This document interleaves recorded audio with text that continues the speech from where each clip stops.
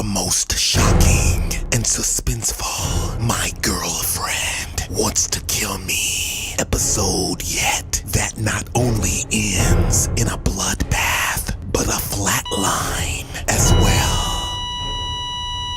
My Girlfriend Wants to Kill Me Season 3 Episode 5 now playing exclusively on my streaming service at darkandtwisted.tv. Join today. Link in the description.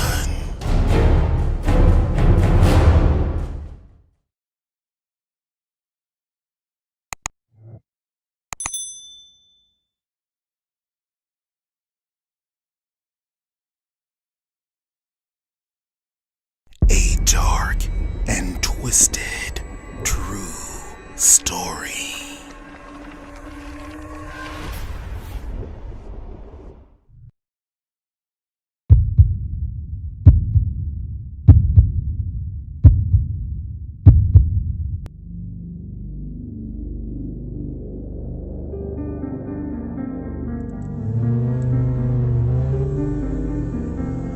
I had just started working as a delivery driver for Amazon.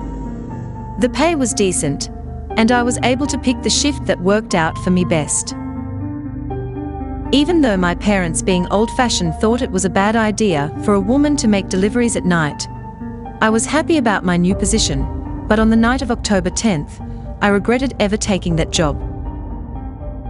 One night, I had been working all day and was almost finished with my deliveries, but I had to pick up one last package from a customer which was located on the outskirts of town, near the old abandoned cemetery. When I arrived, I was creeped out by how old and haunted the house looked. It looked like a house that Jason from Friday the 13th would live in. And there was a strange dark energy coming from it. All I wanted to do was get the package and get the hell away from that house. As I rang the doorbell, a strange and creepy-looking man answered the door. So I said hello to him and told him that I was there to pick up his package, so he handed it to me. Then he told me to handle it with care because it was fragile. So I grabbed the package and was on my way.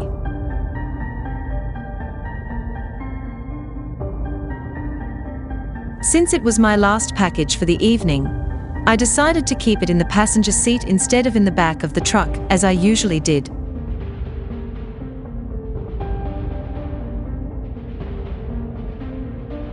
"20 minutes later, I noticed a horrid odor and couldn't understand where the smell could have been coming from.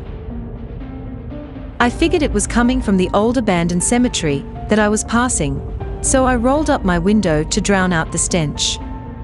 But then I noticed that the odor had grown much stronger, but as I looked around for the smell, a deer ran in front of my truck, causing me to slam on the brakes, which caused the package to fall onto the floor. But when I went to pick it up, my heart almost stopped at the sight of the package's contents.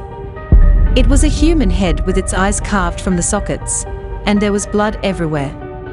I screamed at the top of my lungs, jumped out of my truck, and called the police.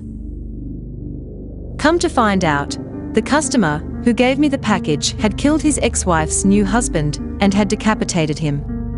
He was sending the package to her as revenge for divorcing him. That was the last time I worked as a delivery driver. Even to this day, I still have nightmares about it."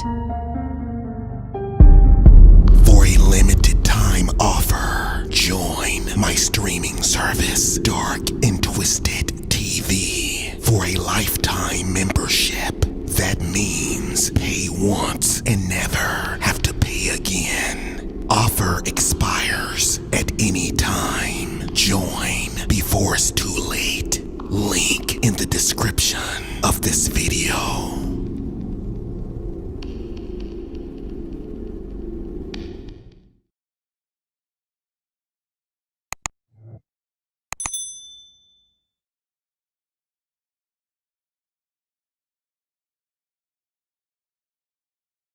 A dark and twisted true story.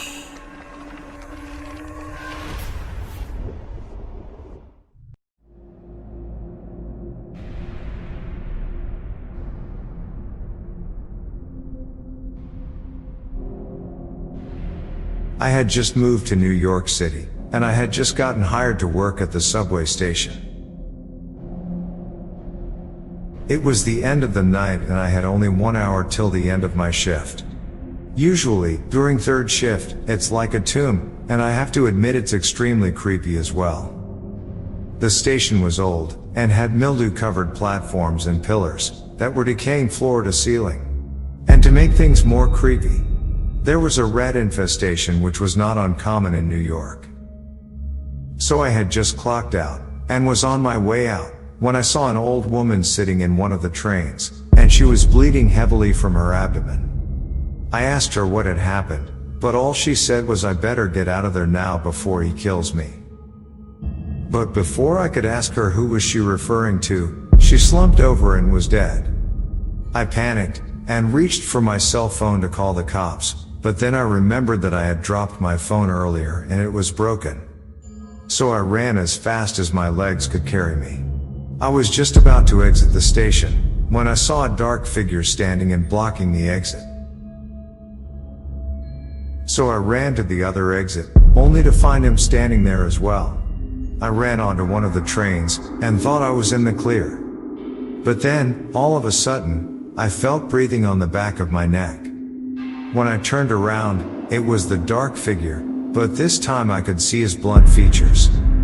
He was tall, with broad shoulders, and his face was long and thin. His skin was gray and looked as if he were dead.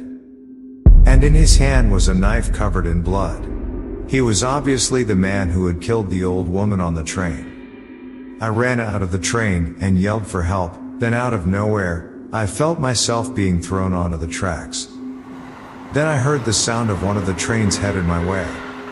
Before I knew it, I had blacked out and everything went silent as if I were dead. When I woke up, I was happy to be alive. Come to find out, someone saved me right before the train ran me over. I found out that the man who tried to kill me and who had killed the old lady was the ghost of a man who had been pushed onto the tracks over 40 years ago. And the pusher was the old lady who he killed. She was his wife. He was obviously back from the dead to do the same to her as she did to him. Don't forget to join my streaming service at darkandtwisted.tv to watch my exclusive animated horror series, My Girlfriend Wants to Kill Me, and more. Link in the description of this video.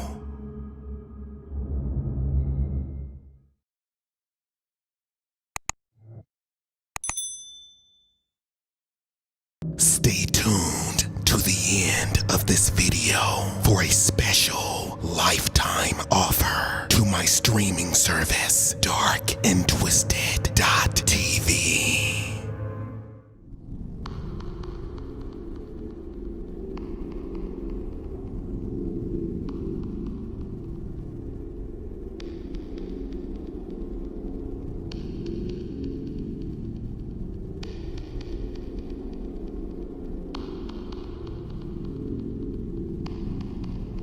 Sometimes I work late nights in the basement of our home because it's quiet and I tend to get a lot of work done since I am a night owl, and I usually stay up till 5 in the morning working on my oil paintings because I am an artist. But what happened on the night of October 7th made me change my opinion of basements. One night while I was working in the basement I heard a noise, and that noise was coming from below me, which of course made it nearly impossible seeing that I was in the basement, and there was nothing beneath me except for the ground. So I figured that my mind was playing tricks on me, so I went back to working on my project. Just to give you some background on our home, this house was rumored as being haunted, which my wife and I didn't believe because we didn't believe in the paranormal. Anyways, I was just about to go to bed, when all of a sudden, my eyes shifted up only to find someone standing in front of the window, and all that I could see was the legs of this person. I freaked the hell out. Then I went outside to see who it was, but the person was gone.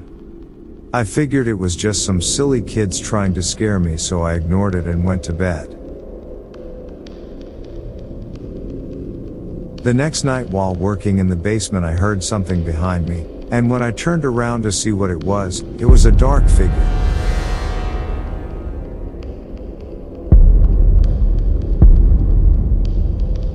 I yelled for him to get out of my house, but instead, he placed his hands around my throat and began to choke me.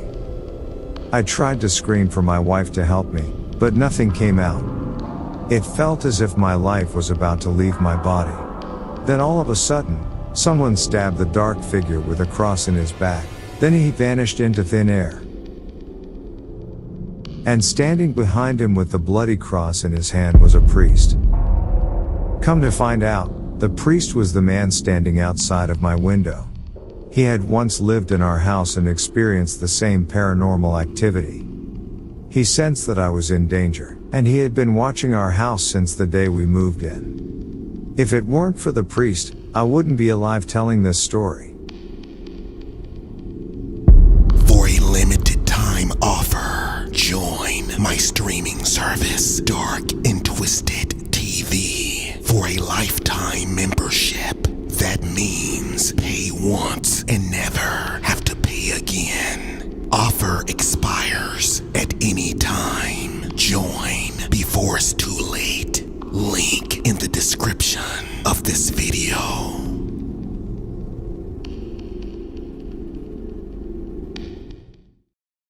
Introducing my very own animated horror streaming service, Dark and Twisted TV, with exclusive animated horror series for members only, featuring My Girlfriend Wants to Kill Me, Her Blood on My Hands, the never before seen My Girlfriend Wants to Kill Me, the prequel, which will show how David and Crazy Mary first met.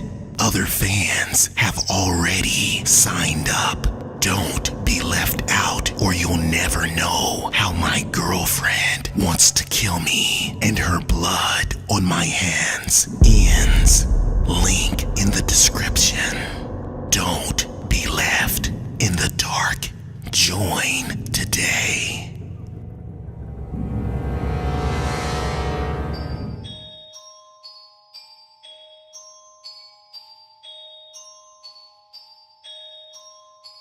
My Uncle Marty was a strange man, and he had been a weirdo for as long as I could remember. He had always given me the creeps, even when I was a child. So that's why I was hesitant to pet sit his dog for the night, but I was in desperate need of cash at the time, so when he offered me to pet sit I said okay. I didn't have a car at the time, so my mother dropped me off, and would pick me up after I was done. As I arrived at the front door, there was a note telling me to come on in, and that Cujo, the dog, was in the backyard in his doghouse. All I needed to do was make sure that he had fresh food and water in his dish. So I walked in and made myself at home. When I looked out of the back window to check on the dog, the fog was thick, making it difficult to see anything.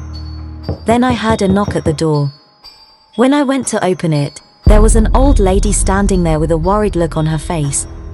She asked if I was the new pet sitter for Cujo.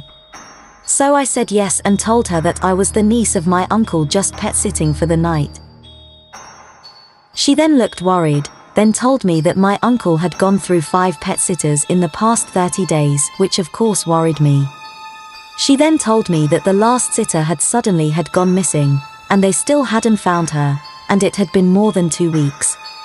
Then she said that she had to leave, but before she left, she gave me a big warning to be careful. Then off she went. To be honest, I was scared to death, and had desperately wanted to leave, but since I had no car, and had to wait for my mother to pick me up, I decided to stay. 1 hour later, I heard the dog's chain, and I could have sworn I heard him whimpering as well. So I figured he was hungry. I poured his dog food and water into his dish, and headed to the backyard toward the doghouse. As I arrived at the doghouse, and sat his food down in front of it, I heard him growl. I was curious about what Cujo looked like, but when I bent down to look into the doghouse, my heart almost stopped in my chest. There he was. his eyes red and glowing. But the most disturbing thing was, lying in front of him and below his mouth, was a bloody hand of a female. I screamed at the top of my lungs and ran for my life, but as I was running, I was tripped by something, then fell flat on my face. And when I looked to see what it was another bloody hand, sticking out of the ground. And then there were more. So I got back up and ran as fast as I could to the neighbor's house and called the cops. Come to find out, the bloody hand of the girl that the dog had in front of him belonged to Heather Mason, the last babysitter that had gone missing. And the other hands that were sticking out of the ground were the hands of more pet sitters who had also gone missing. My Uncle Marty was arrested, but to this day they have no clue if it was my uncle that killed them or if it was the dog. But one thing is for certain. I never pet-sitted. Ever again.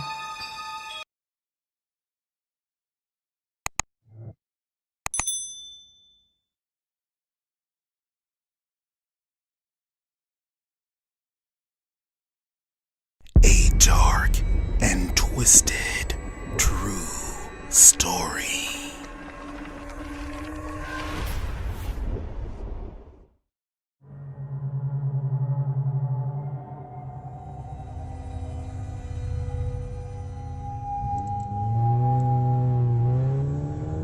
I had just started working the third shift at a cleaning company. Usually, there is another girl and me, but the other girl called in sick. So I had to work alone. On this particular night, I had to clean Starbucks coffee house.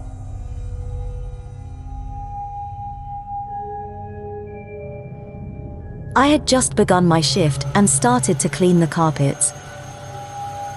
During this hour, it was hard to stay awake, so thank God it was a coffee house, where I could at least drink coffee to keep me from falling asleep on the job. So I put on a pot of coffee and began to work. Around 12:45 there was a power outage in the area, then seconds later, I heard a knock at the window. When I shifted my eyes toward the window, there was a man standing there which freaked me out. He was trying to communicate with me through the glass, and of course, I couldn't hear what he was saying. So I walked closer to the window. Then I noticed he was wearing a Starbucks shirt. He said that he worked there and forgot the keys to his apartment, so he needed me to let him in to get them. At first, I had second thoughts, but then I figured it was not a problem since he did work there. So I opened the door to let him in. He thanked me and began to walk toward the back to get his keys, but as he was walking past me, I noticed something drop from his back pocket onto the floor.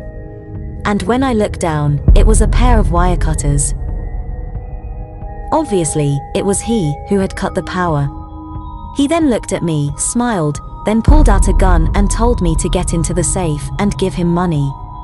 I begged for him not to hurt me. But he just smiled at me in a creepy and threatening way. I told him that I didn't have the combination to the safe, because I was only a cleaner, but he put the gun to my head and told me on the count of 10 he was going to pull the trigger if I didn't open the safe. There I was, begging for my life, but he continued to count. When he got to number 8, I had a brilliant idea. I picked up the pot of hot coffee and tossed it into his face, knocking him to the floor. Then I called the police. Come to find out, the man used to work there as a manager. That's why he was wearing a Starbucks uniform. I guess hot coffee not only wakes you up, it can save your life as well. Sure, there are plenty of streaming services, but what they're missing is my addicting animated horror series, My Girlfriend Wants to Kill Me, which has gained over 4.5 million views, as well as My Girlfriend Wants to Kill Me, the prequel, and Her Blood on My Hands. Join Dark and Twisted TV, or you'll never know the shocking ending. Other fans have already joined, so what are you waiting for? Join today.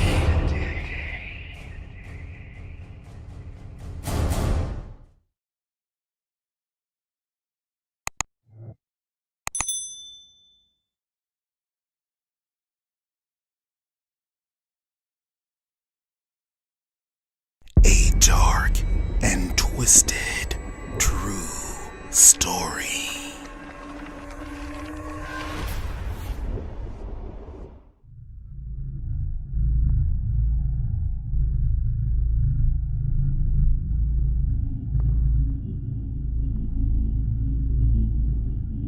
It was nearing midnight, and it was my first night working the graveyard shift at Burger King.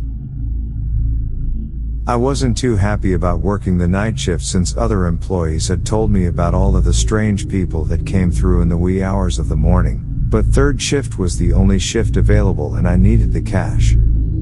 Finally, it was time for me to get off work, and I only had 10 minutes till closing. All I had left to do was mop the floor, take out the trash and check the bathrooms to make sure everything was tidy. As I entered the restroom, I noticed that one of the bathroom stall doors was closed. So I asked if anyone was inside, but there was no reply, so I tried to open it, but it was locked. So I looked under the door and I could see the shoes of someone sitting on the toilet. So I asked if they were okay. But once again there was no response. So I texted my manager at home and told him the situation. He told me to look under the door to see who it was, and to tell them that we were closed and it was time for them to leave. There was no way I was looking under that door, so instead I got a screwdriver and removed the lock. And when I opened the door, there was a man sitting there dead with a single gunshot wound to the head. And whoever pulled the trigger must have used a silencer since no gunshots were heard. The police said that the man was a well-known drug dealer, and they think it was a drug deal gone wrong. He must have been followed and killed in the bathroom. This is why I never worked the graveyard shift ever again.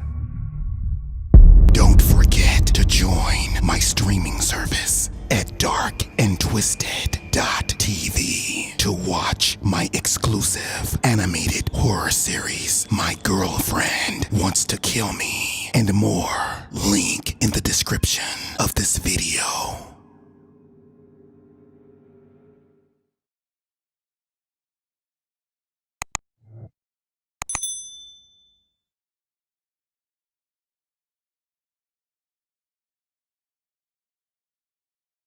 A dark and twisted true story.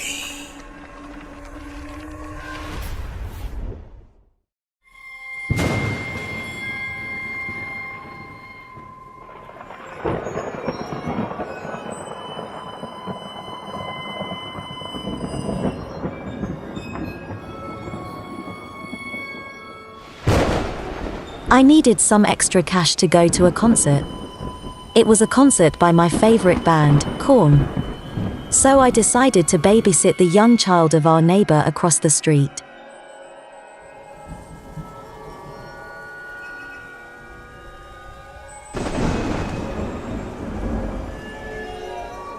When I arrived, the parents gave me instructions and gave me their phone number just in case I needed to call them.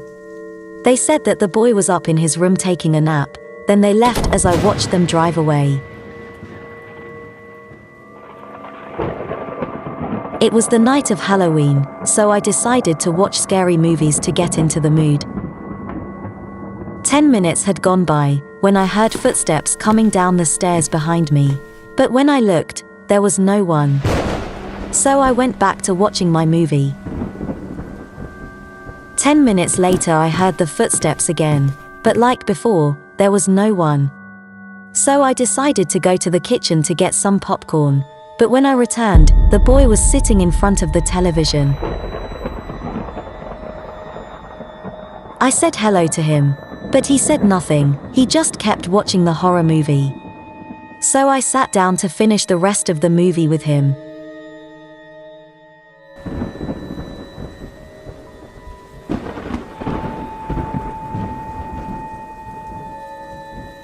"15 minutes later, the boy finally said something, but what he said was frightening. I would love to see a dead body. I wonder how it would smell. Look at all that blood." I was horrified, but I was too scared to respond, so I remained silent. Then, all of a sudden, the storm caused the lights to go out.